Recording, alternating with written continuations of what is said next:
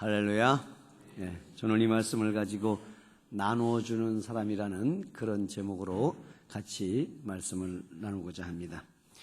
저희 교회가 14년 전에 이곳에 세워질 때에 여기에 있는 이 성구를 어디에서 가져왔는가 하면 성의 성구사라고 하는 곳에서 가져왔습니다.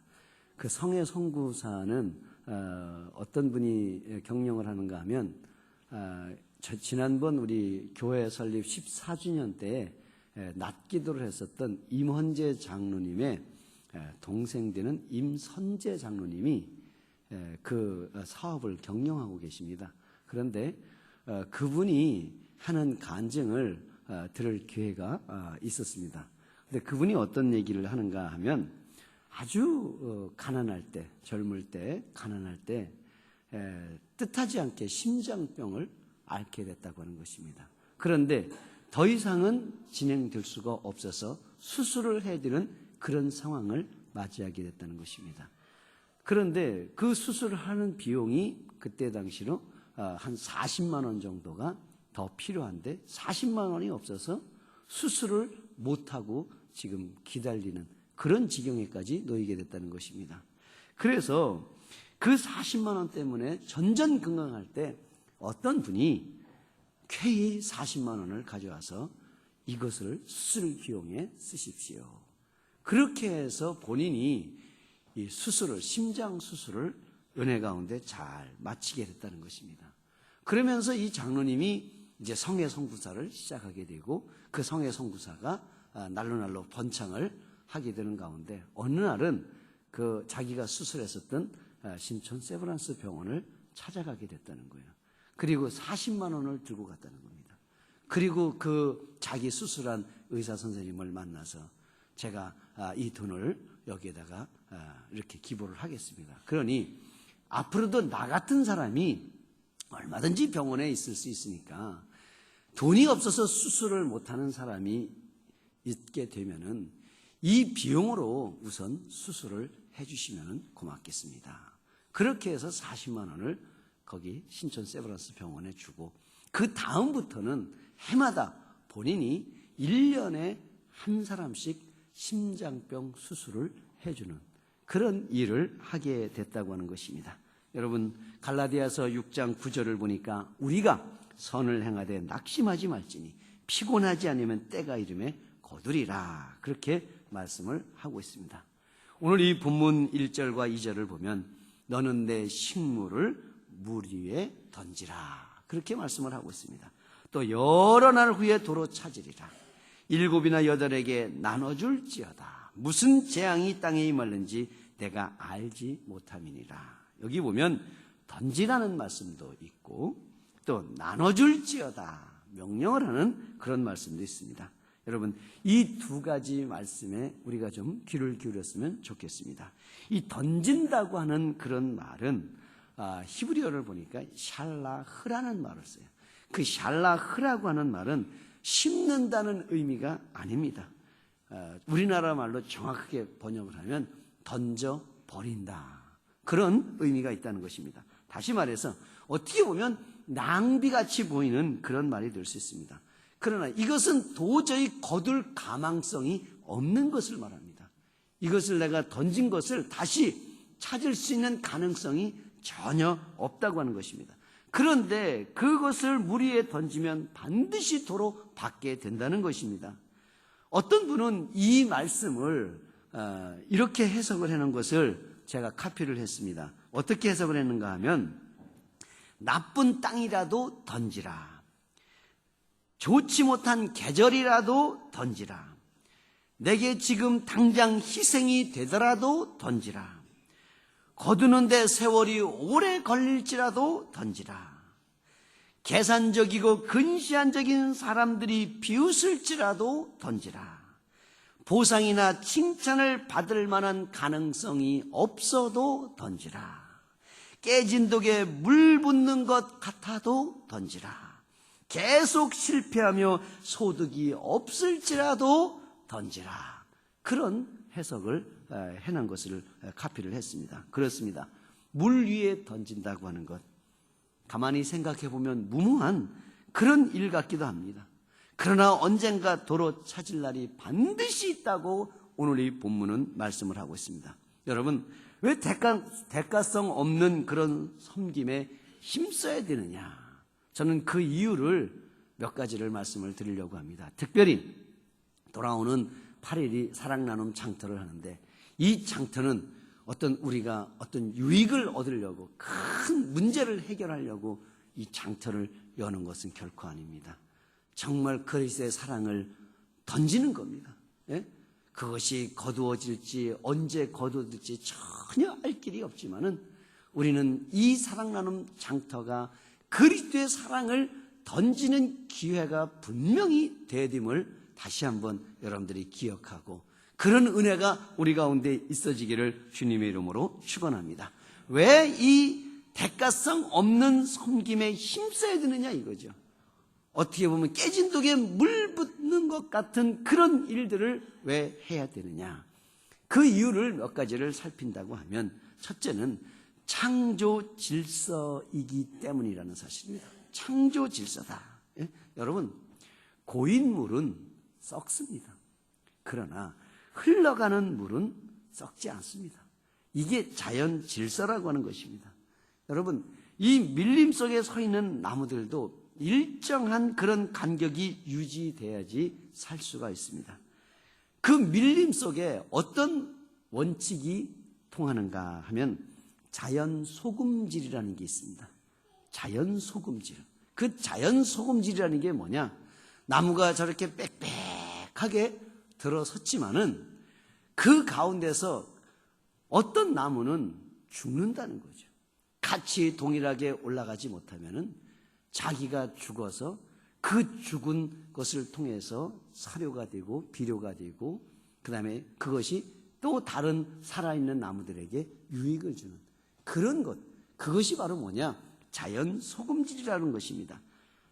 자기는 저절로 죽지만은 그 죽은 다른 나무가, 그 죽음을 통해서 다른 나무가 생존하도록 하는 것, 이것이 자연의 이치라고 하는 사실입니다. 여러분, 사람은 나무를 심습니다. 나무는 또 어떻게 됩니까? 사람을 위해서 목재가 되고 신선한 공기를 내어준다고 하는 것입니다.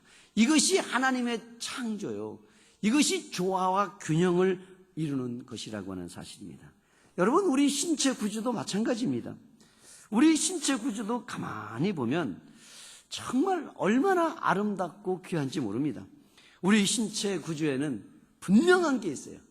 입구가 있으면은 뭐도 있어요? 출구도 있습니다. 입구가 있고 반드시 출구가 있습니다. 입구로 음식이 들어가면 출구로 배설물이 나와야 된다고 하는 사실입니다. 제 아무리 산의 진미를 많이 먹고 좋은 것을 많이 먹는다 할지라도 만약에 배설 작용을 하지 못한다고 하면 이것은 죽을 수밖에 없다고 하는 사실입니다. 여러분, 내가 아무리 돈을 많이 정말로 벌었다 할지라도 그것을 내보내는 출구가 없으면은 그 사람은 정상적인 사람이 될 수가 없다고 하는 사실입니다. 여러분, 벌었으면 쓰는 것입니다. 가졌으면 나눠주는 것입니다. 들어오는 것이 있으면 나가야 된다고 하는 사실입니다. 버는 것이 있으면 쓰는 것입니다. 소유하는 것이 있으면 나눠주는 것입니다. 이것이 바로 하나님의 창조 섭리요 질서라고 하는 사실입니다. 그래서 우리가 이 창조 섭리를 역행해서는 안 된다고 하는 사실입니다. 여러분, 이 사랑 나눔 장터는 우리에게 하나님께서 주신 것을 나누는 기회가 됩니다. 여러분, 상품권을 얼마나 구매하셨습니까? 내 거 살 거만 구입하셨다면 정말 조금만 더 여러분들이 해서 그것을 나누는 데 사용하는 그런 좋은 기회가 될 수 있도록, 그런 어떤 분은 저한테 그런 부탁을 하더라고요. 이거를 좀 나누려고 지금 애를 쓰고 있습니다. 노력하고 있습니다. 이런 말씀도 하는 것을 들어본 적이 있습니다. 여러분, 왜 우리가 이것을 나눠야 되느냐? 네? 이것은 어떻게 보면 장례를 준비하는 그런 기회가 될 수도 있다는 것입니다. 오늘 여기 보면 내 식물을 물 위에 던지라. 그러면 여러 날 후에 도로 찾으리라. 7에게나 8에게 나눠줄지어다. 무슨 재앙이 임할는지 내가 알지 못한다. 그랬습니다. 여기 보면 식물을 물 위에 던지고 7이나 8사람에게 나눠주라고 하는 이유를 찾을 수 있습니다. 그게 바로 뭐냐? 도로 찾을 때가 분명히 온다고 하는 사실입니다. 지금은 손해같고 지금은 아무런 유익이 없는 것 같지만은 던질 때 나눌 때 그것은 반드시 어떤 형식으로든지 간에 돌아온다는 사실을 여러분 믿으시기를 주님의 이름으로 축원합니다. 봄에 씨를 뿌리면 가을에 바로 곡식을 거두는 것입니다. 여러분 여러 날 후에 도로 찾는다고 하는 것, 그것은 정말로 정한 이치라고 하는 사실입니다. 여러분 저는 어릴 때 시골에서 자랐습니다. 그래서 늘 그저 달리고 뛰고 그런 것들을 많이 했습니다. 그래서 어떤 때는 옛날에 저희 그 교회 목사님이 이렇게 제 걷는 모습을 이렇게 발걸음 소리만 들으면 조 목사 오는구나 이렇게 알았습니다. 왜냐? 저는 이렇게 잘 걷지를 않았습니다. 웬만하면 뛰다녔습니다. 예? 어디를 가도 그냥 팍 뛰다니고 그랬지 그냥 느슨하게 이렇게 설렁설렁 양반의 가문이 못 돼서 그런지 모르지만은 하여간 걸어 다니는 것을 별로는 웬만하면 뛰어다녔습니다. 예? 그러다 보니까 이 놀이 문화도 그런 걸 사실 더 좋아합니다. 그래서 뭐 야구도 좋아하고 축구도 좋아하는 거지 잘하지는 않습니다. 예? 그래서 야구도 좋아하고 축구도 좋아하고 족구도 좋아하고 하여간 공으로 하는 것을 웬만하면 다 좋아합니다. 그 어떤 때 낚시를 가보면 사실 낚시는 제 성격과 체질하고 맞지를 않아요. 이게 한 마리씩 이렇게 건져낸다는 것이 이게 잘 되지도 않고 또 이게 성에 차질 않아요. 그래서 웬만하면 저는 어항으로다가 한 번에 20마리씩 들어가는, 예? 잘만 놓으면 한 20마리씩 들어가는 그런 어항으로 고기를 잡고 어떤 때는 그물로다가 쳐놓고 그냥 팍 몰아가지고 그저 한 1시간 잡으면 그저 한 사발 정도 되게끔 이런 거를 훨씬 더 좋아해요. 근데 어느 날 어떤 목사님이 조 목사 우리 낚시하러 가자. 전 낚시 싫어요. 그랬더니 그냥 따라와봐. 가자. 그 간 데가 어디를 갔냐면 경상남도 거제도를 갔어요. 그 거제도를 갔는데 배를 하나 빌려가지고 낚시를 하는데 뭐 방법을 알려주더라고요. 뭐 지렁이를 끼고 그다음에 그 깻묵을 던지고 그렇게 하고 거기다가 이렇게 탁 놓고 덜렁덜렁하다가 툭툭 치면 탁 채라고 그러더라고요. 그래가지고 이제 이렇게 해봤어요.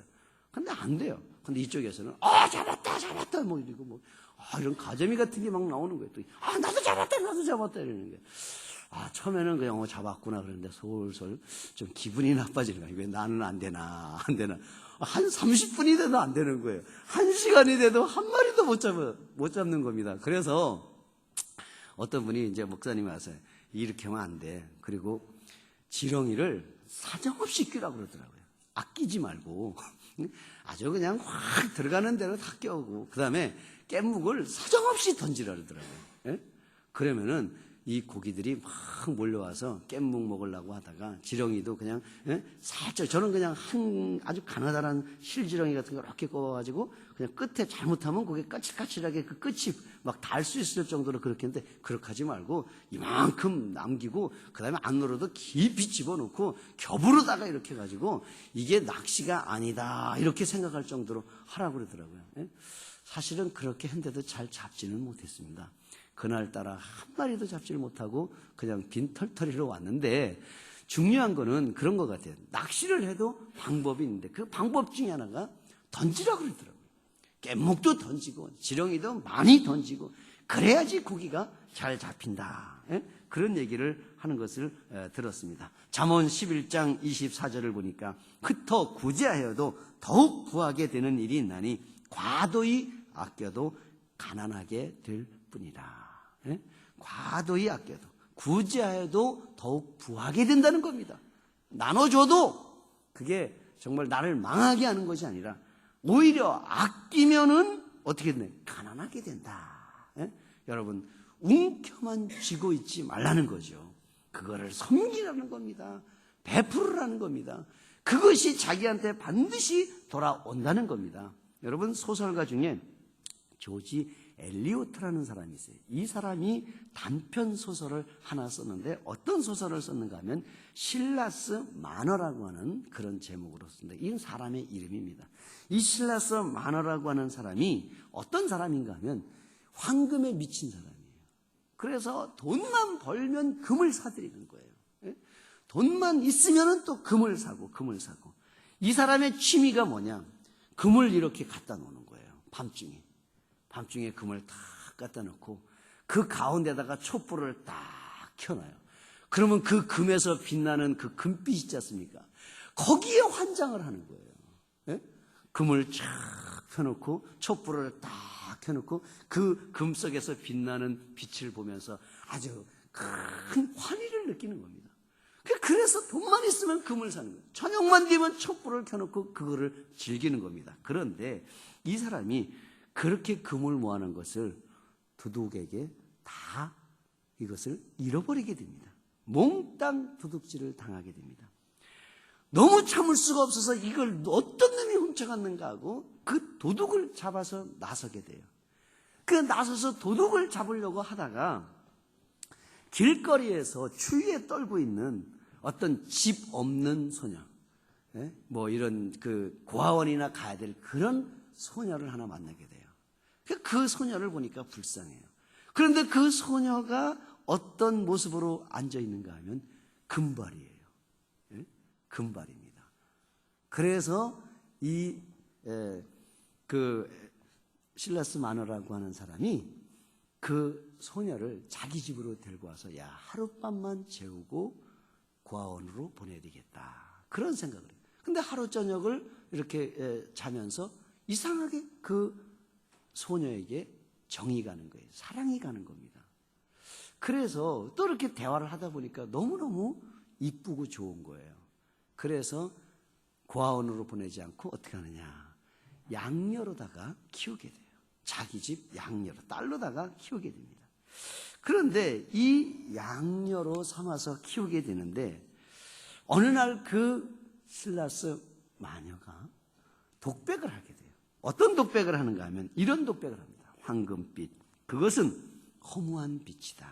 그러나 이 아이의 금발빛은 미래로 빛나고 있다. 그런 고백을 해요. 금빛은 허무한 빛이라는 것을 알게 됐어요. 그런데 그 아이의 금발빛은 미래로 빛나게 된다. 그런 얘기를 합니다. 여러분, 그렇습니다. 남을 도울 수 있을 때, 남을 섬길 수 있을 때 섬기는 것, 그것은 항상 우리에게 있는 것이 아닙니다. 기회라고 하는 사실입니다. 이번 사랑나눔 장터는 우리가 섬길 수 있는 기회가 돼요. 도울 수 있는 기회로 우리가 포착을 해야 된다는 것입니다. 여러분, 왜 그러느냐? 주님도 어떻습니까? 다 어떻게 보면 던져주셨어요. 네? 다 주셨다고 하는 사실입니다. 마가복음 10장 45절을 가서 보니까 인자에 온 것은 섬김을 받으려함이 아니라 도리어 섬기려 하고 자기 목숨을 많은 사람의 대속물로 주려 함이라. 주려고 우리 주님이 오셨다. 성탄절이 뭐냐 이거예요. 성탄절은 예수님께서 자기 목숨을 주기 위해서 오신 날인 줄로 믿으시기를 주님의 이름으로 축원합니다. 여러분, 예수님은 그 마태복음 14장 16절을 가면 오병이의 기적의 그 말씀이 나오는데 거기에도 보면 그 제자들을 향해서 주시는 말씀이 너희가 먹을 것을 주어라. 너희가 먹을 것을 주라고 그렇게 말씀을 하고 있습니다. 이것은 어떻게 보면 단순 음식만을 얘기하는 것은 아닐 것입니다. 거기에는 여러 가지 의미가 함축되어 있으리라고 저는 확신을 합니다. 여러분, 우리의 신체 구조 가운데 이 허리, 등뼈, 이 척추가 세 분류로 나눌 수가 있다는 것입니다. 이 척추 하나를 어떻게 나누는가 하면 경추, 그 다음에 흉추, 요추, 이렇게 세 개로, 경추, 흉추, 요추 세 개로 나눌 수 있는데 총 이 뼈가 몇 마디로 되어 있는가 하면 24마디로 되어 있다고 합니다. 그런데 경추는 7개로 됐다는 것입니다. 흉추는 12개로 됐다는 것입니다. 요추는 5개로 됐던, 그래서 총 24개 뼈로 구성이 되어 있는데, 이 뼈 중에 어느 하나라도 문제가 생기면 신체에 질병이 올 가능성이 상당히 많다고 하는 것입니다.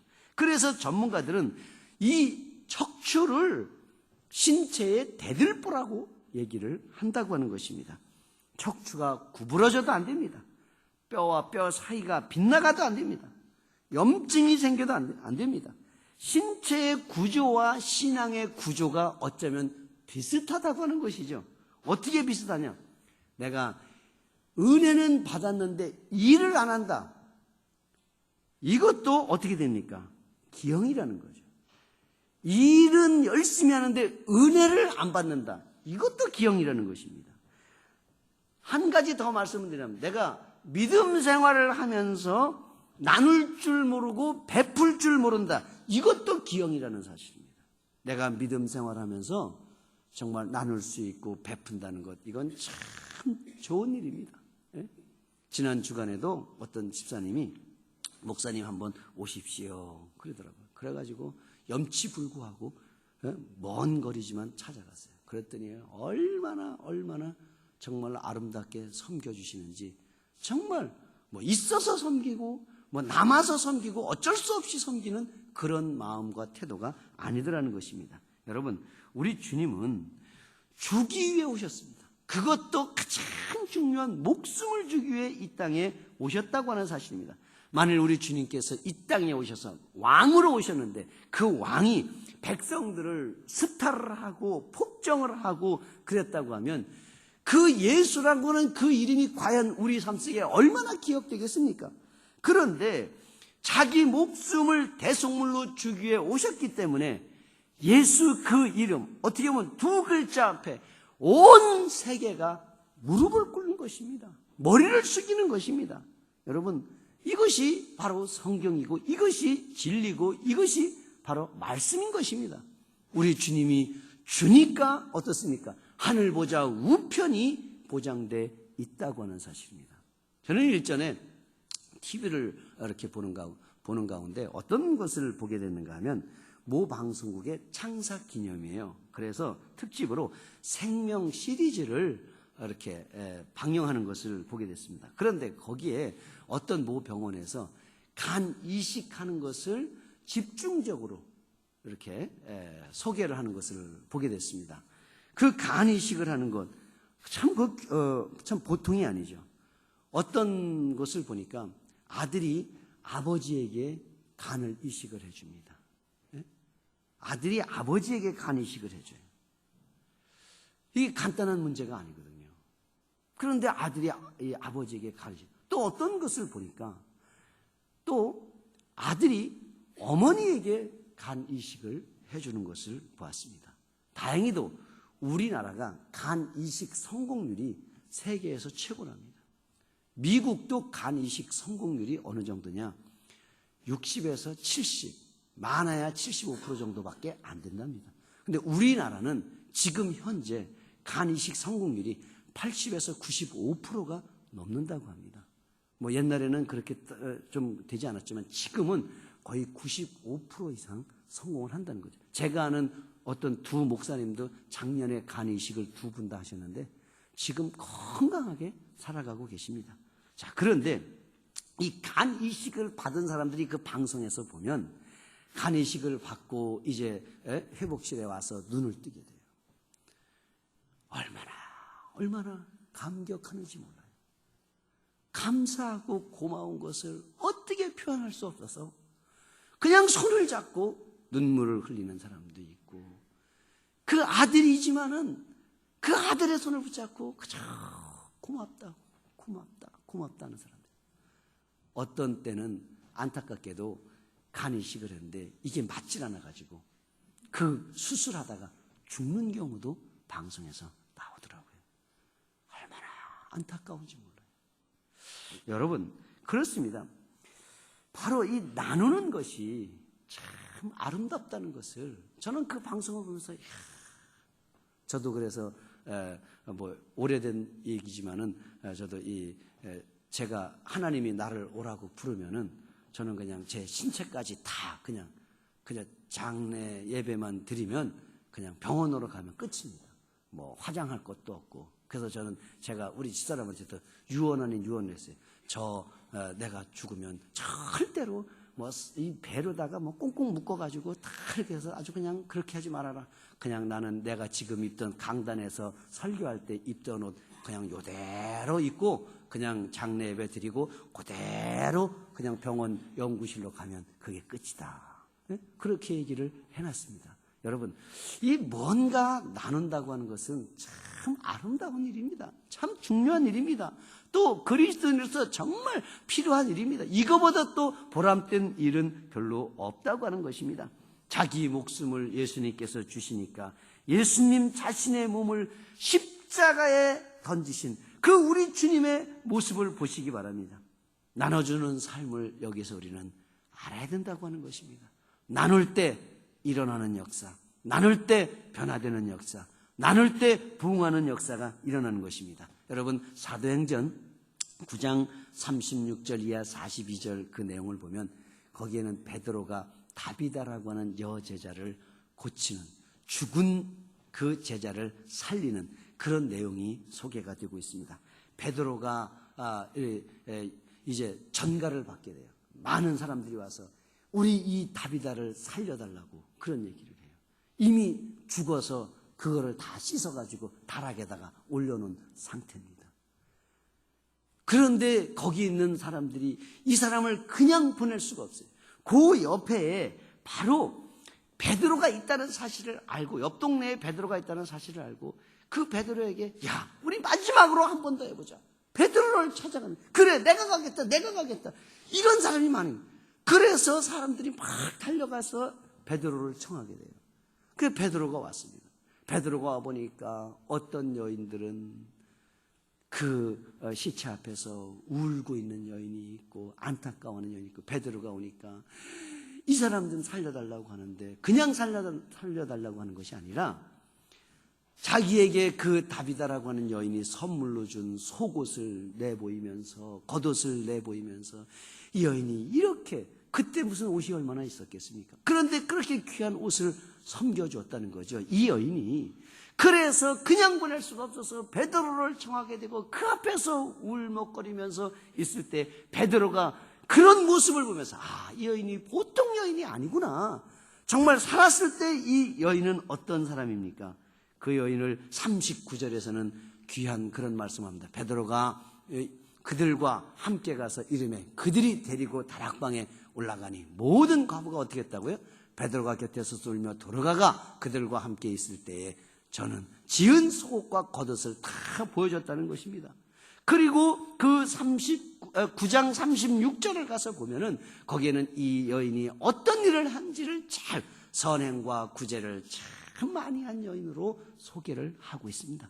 여러분, 그런 여인이 그렇게 어떻게 보면 물 위에 던지는 것 같은 그런 삶을 살았습니다. 버리는 것 같은 그런 모습으로 살았습니다. 그런데 그가 결정적인 순간에 다시 살아나는 그런 역사의 주인공이 될 수 있었던 것은 바로 그가 끝까지 잘 섬겼다고 하는 그 놀라운 은혜가 있었다고 하는 것입니다. 여러분, 내가 할 수 있는 일, 내가 나눌 수 있는 것으로 나누는 사람이 되야 됩니다. 이번 우리가 사랑 나눔 장터는 나눔이 있어야 돼요. 섬김이 있어야 됩니다. 동참하면서 나누고 협력하면서 나누는 그런 아름다운 모습. 내 식물을 물 위에 던지라. 여러 날 후에 도로 찾으리라. 7이나 8에게 나눠주라. 예? 여러분, 몇 사람에게 나눠줬습니까? 상품권 몇 사람에게 나눠줬어요? 내 사촌에게 1개 나눠주고 말았습니까? 예? 아주 나하고는 아무런 관련이 없는, 예? 이웃에게 나눠준 사람은 과연 얼마나 됩니까? 예? 성경은 분명하게 말씀하고 있습니다. 7이나 8에게 나눠주라. 그러면 반드시 도로 찾는다고 말씀을 하고 있습니다. 저는 이런 말씀을 하나 드리고 마치려고 합니다. 이집트에 가면은 유명한 피라밋이 있습니다. 그 피라밋에 관계된 것인데 그것을 개발하다가 거기에서 뭐를 찾게 되는가 하면 씨앗을 발견하게 됩니다. 그 씨앗이 얼마나 오래된 씨앗인가 하면 3,000년이 더 되는 3,000년 전에 이렇게 수확했었던 그런 씨라는 거예요. 그런데 학자들이 이 씨를 심었다는 거예요. 그런데 거기에 싹이 났을까요? 안 났을까요? 예? 3,000년 전에 거둔 씨앗을 학자들이 씨를 심었다는 거예요. 났을까요? 안 났을까요? 안 났으면 내가 여기서 설교를 하겠습니까? 났다는 것입니다. 싹이 났다는 거예요. 무슨 말씀이냐? 심으면 됩니다. 심으면 됩니다. 잠언 22장 9절을 보니까 선한 눈을 가진 자는 복을 받으리니 이는 양식을 가난한 자에게 주민이라. 이렇게 말씀하고 있습니다. 기도하겠습니다. 우리 같이 한번 기도하겠습니다. 하나님께서